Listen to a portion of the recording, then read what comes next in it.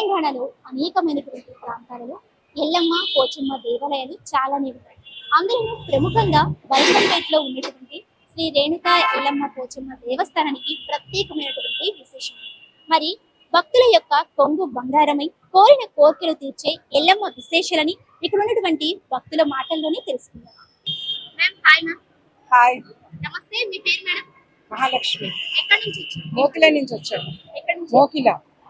Madam, అంటే ఈ అమ్మవారి టెంపుల్ కి ఎప్పుడు వస్తూ ఉంటారా, దర్శించుకుంటూ ఉంటారా? వస్తూ ఉంటాను. అంటే నాకు చాలా నమ్మకం అమ్మవారు అంటే.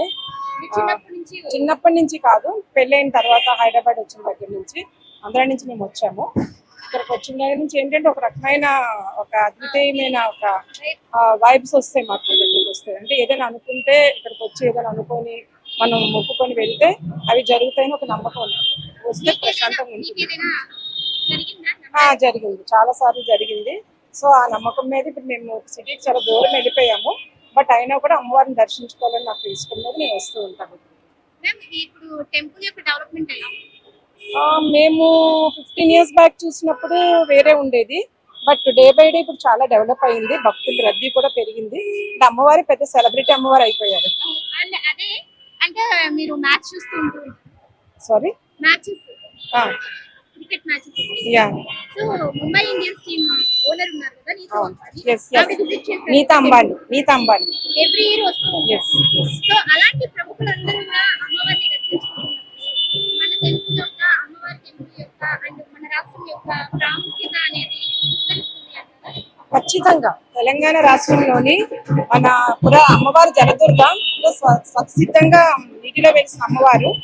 ఇప్పుడు మన అంబానీ, నీతా అంబానీ వీళ్ళంతా ఎక్కువ విజిట్ చేసి వాళ్ళు అనుకున్న జరుగుతున్నాయి. వాళ్ళు కూడా ప్రచారం చేయడంతో అమ్మవారికి బాగా ప్రచారం ఎక్కువైంది. అయినా ప్రచారం ఎక్కువైందని కాదు కానీ అమ్మవారి మహిమాన్వించడం చాలా మహిమాన్వించింది. ఏమి కోరుకుంటే అది అమ్మవారు. అమ్మవారు ఏ రూపంలో వెళ్తారు? అమ్మవారు ఇక్కడ జలదుర్గ రూపంలో వెలిసారండి. ఇంకొకటి ఏంటంటే ఇంపార్టెంట్ థింగ్, ఇక్కడ చుట్టుపక్కల బల్కంపేట ఏరియాలో అన్ని అపార్ట్మెంట్స్, కంప్లీట్ అపార్ట్మెంట్ కల్చర్.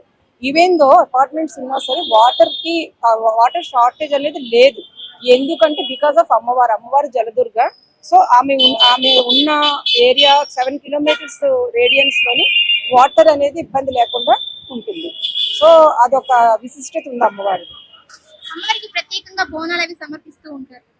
అమ్మవారు ఆ బోనాలు సమర్పించడానికి ప్రత్యేకమైనటువంటి రోజులు ఏమైనా ఉన్నాయా?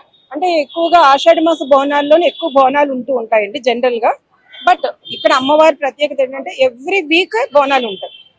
మిగతా మనకి హైదరాబాద్ లోని ఏ టెంపుల్ లోని విశిష్టత ఏంటి అంటే ఇక్కడ ఉన్న టెంపుల్ కి every week, every Friday, every Tuesday, every Sunday మీరు ఎప్పుడైనా రండి. ఆ 3 days లోనే అసలు ఖాళీనే ఉండదు. ఇప్పుడు ఎగ్జాంపుల్ నన్ను చూసుకోండి, నేను మార్నింగ్ 10కి వచ్చాను ఇక్కడికి.